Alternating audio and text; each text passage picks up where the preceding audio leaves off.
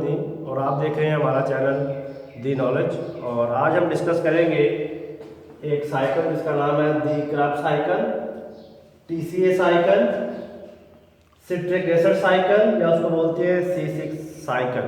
और ये जो आज हम लेक्चर डिस्कस कर रहे हैं फर्स्ट ईयर का बायोएनर्जेटिक्स का चैप्टर है, जिसमें से हम एक टॉपिक डिस्कस कर रहे हैं। क्रैब्स साइकिल को क्रैब्स साइकिल क्यों बोला जाता है, फर्स्ट ऑफ ऑल देखते हैं। इसको सबसे पहले 1930 के अंदर एक साइंटिस्ट था, उसका नाम था हैंस क्रैब। हैंस क्रैब एक साइंटिस्ट था, उसने सबसे पहले इसको डिस्कवर किया था। इसके ऑर्डर ऑफ डिस्कवरी की बेस पे इसका नाम रख दिया गया क्रैब्स साइकिल। अब इसको TCA साइकिल या सिट्रिक एसिड साइकिल या इसको C6 साइकिल क्यों बोलते हैं। फर्स्ट ऑफ ऑल सबसे पहले इसे डिफाइन करेंगे।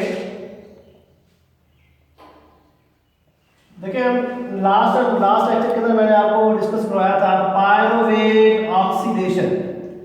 पायरोवेट जो है ये 3 कार्बन कंपाउंड है और एंड प्रोडक्ट कहलाता है ग्लाइकोलाइसिस का। अब जब पायरोवेट ऑक्सीडाइज होगा तो यहां से बनेगा 2 कार्बन कंपाउंड जिसको हम नाम देंगे एसिटाइल कोएंजाइम A। और यहाँ पे D कार्बोक्सिलेशन के नतीजे में कार्बन डाइऑक्साइड रिमूव होगी और NAD रिड्यूस होने के बाद NADH में कन्वर्ट हो जाएगा। अब simple define the series of reaction in which pyruvate oxidize to acetyl coenzyme A।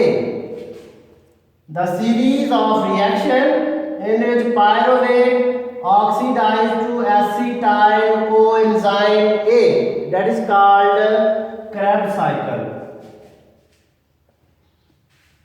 The series of reaction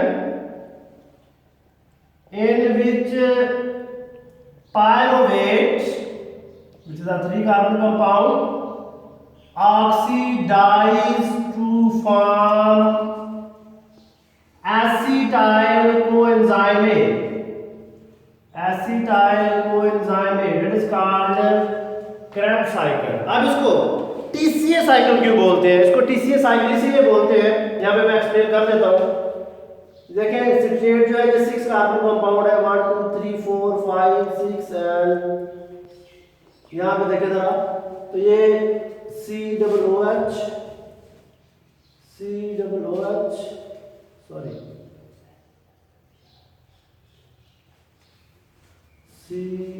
COOH। जब देखें तो 3 कार्बोक्सिलिक ग्रुप लगे हुए हैं। सिट्रेट जो 6 कार्बन कंपाउंड है वहां पे 3 कार्बोक्सिलिक ग्रुप लगे हुए हैं। अब ट्राइमीन 3 कार्बोक्सिलिक मीन कार्बोक्सिलिक ग्रुप कहता है 3 at a time carboxylic group के अटैच होने की वजह से उसको बोलते हैं ट्राई कार्बोक्सिलिक एसिड साइकिल, या इसको सिट्रेट साइकिल क्यों बोलते हैं या इसको सिट्रिक एसिड साइकिल क्यों बोलते हैं? Because their initial compound is 6 carbon और इसका नाम होता है सिट्रेट या सिट्रिक एसिड। इसी वजह से अगर कार्बोक्सिलिक ग्रुप लग जाएगा तो फिर बन जाएगा एसिड, अगर एल्डिहाइड लग जाएगा तो फिर बन जाएगा सिट्रेट। अब सिट्रिक एसिड इसका इनिशियल कंपाउंड जो है सिट्रेट बनने की वजह से इसको सिट्रिक एसिड बोलते हैं और जो फर्स्ट कंपाउंड बनता है वो 6 कार्बन होता है इनिशियल कंपाउंड, इसलिए इसको बोलते हैं C6 cycle.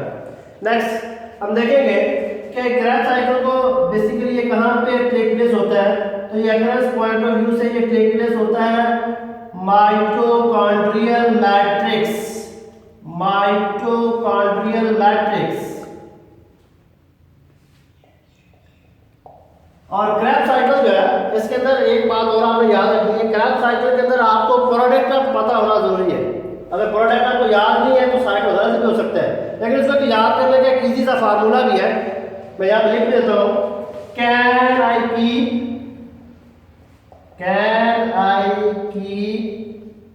Selling substance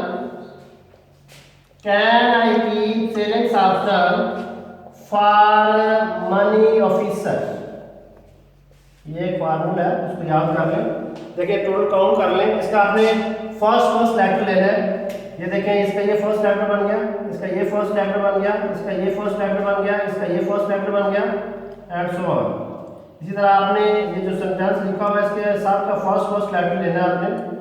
total count कर ले आप, देखिए इसे बनाते जाए। सी से बनेगा सिट्रेट, आई से बनेगा आइसोसिट्रेट, के से बनेगा अल्फा कीटोग्लूटारेट और एस से बनेगा सक्सीनाइल कोएंजाइम ए, एस से बनेगा सक्सीनेट, एफ से बनेगा फ्यूमारेट और एम से बनेगा मैलेट और ओ से बनेगा oxaloacetate which the 4 carbon compound. Count कर ले, मैंने लास्ट टाइम बताया था कि जो क्रैब साइकिल है ये 8 स्टेप प्रोसेस है। कितने स्टेप प्रोसेस है? 8 स्टेप प्रोसेस है।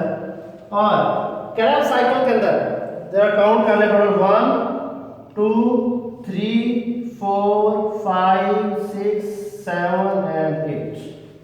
अब हम इसको ग्राफिकली एक्सप्लेन करते हैं। यहाँ पे मैंने बात की है कि जो एसिटाइल है ये 2 कार्बन कंपाउंड है।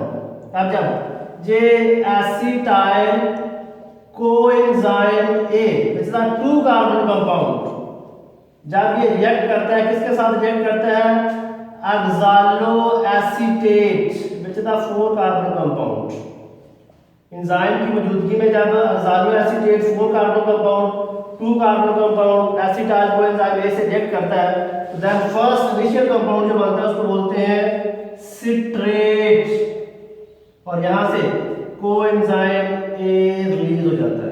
देन सिट्रेट से इसका आइसोमर बनेगा। What is isomerism? Those organic compounds that have the same molecular formula but different structural formula. Then इसका आइसोमर बनेगा isocitrate, but one thing keep in mind that citrate भी 6 carbon compound है और इसका isomer भी 6 carbon compound है। ये चीज याद रखिए, यहाँ पे रिडक्शन नहीं होती है। अब जब सिट्रेट से उसका आइसोमर बनता है आइसोसिट्रेट तो यहाँ पे वाटर का जो मॉलिक्यूल है वो ऐड होता है। नेक्स्ट आइसोसिट्रेट से बनेगा अल्फा कीटोग्लूटारेट, ये 5 कार्बन कंपाउंड है और आइसोसिट्रेट क्या था? 6 कार्बन कंपाउंड। जब 6 में से एक कार्बन निकलेगा तो यहाँ पे होगा डी कार्बोक्सिलेशन, कार्बन डाइऑक्साइड के रिमूवल को बोलते हैं डी कार्बोक्सिलेशन। पीछे बच के 5 कार्बन, इसको हमने नाम का दिया है अल्फा कीटोग्लूटारेट और यहाँ पे दोबारा से क्या होगा? NAD रेड्यूस होगा, NADH में ये NAD रेड्यूस हो जाएगा। देन अल्फा कीटोग्लूटारेट से नेक्स्ट कंपाउंड बनता है उसको बोलते हैं सक्सीनाइल कोएंजाइम ए। ये कैसे बनता है? जब यहाँ पे कोएंजाइम ए ऐड होता है, अल्फा कीटोग्लूटारेट 5 कार्बन कंपाउंड है और सक्सीनाइल 4 कार्बन कंपाउंड है। जहाँ से एक कार्बन निकलने के बाद दोबारा से क्या बना देगा? कार्बन डाइऑक्साइड और दोबारा से फिर NAD रिड्यूस होने के बाद कन्वर्ट हो जाएगा NADH के अंदर। देन सक्सीनाइल कोएंजाइम ए से जब बनता है सक्सीनेट तो सक्सीनेट भी 4 कार्बन कंपाउंड है। जब सक्सीनाइल कोएंजाइम ए से सक्सीनेट बनता है तो यहाँ पे जीडीपी बोलते हैं ग्वानोसिन डाइफॉस्फेट। ग्वानोसिन डाइफॉस्फेट से बनती है जीटीपी जिसकी एनर्जी एटीपी के बराबर होती है। यहाँ पे जीटीपी बन जाएगी। देन सक्सीनेट से जब बनता है फ्यूमारेट तो सक्सीनेट से जब फ्यूमारेट बनेगा तो यहाँ पे FAD का मॉलिक्यूल FADH2 में रेड्यूस हो जाएगा। FADH2 में रेड्यूस हो जाएगा।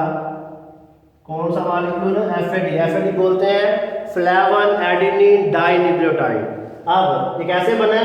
जब सक्सीनेट किसमें कन्वर्ट होता है? फ्यूमारेट में, तो देन FAD का मॉलिक्यूल FADH2 में रेड्यूस हो जाएगा। देन फ्यूमारेट से जब बनता है मैलेट तो यहाँ पे वाटर का मॉलिक्यूल ऐड होगा।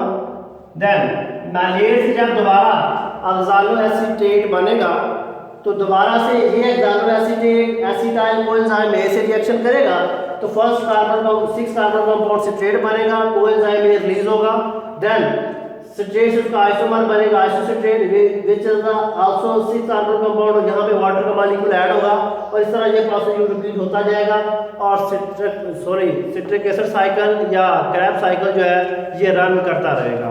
और इसके साथ मैं यहाँ पे इसके प्रोडक्ट बता देता हूँ।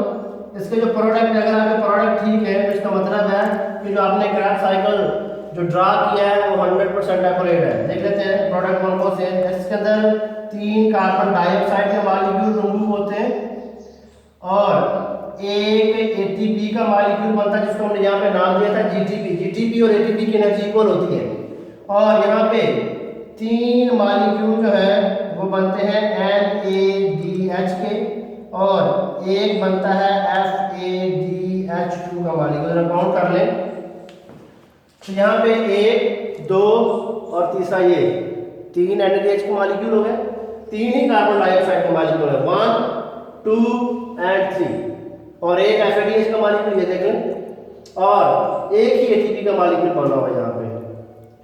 तो इस तरह ये हमारा जो क्रैब साइकिल कंप्लीट हो जाता है और नेक्स्ट हमारे लेक्चर को देखने के लिए हमारा चैनल सब्सक्राइब करते रहिएगा। दी नॉलेज। अल्लाह हाफ़िज़।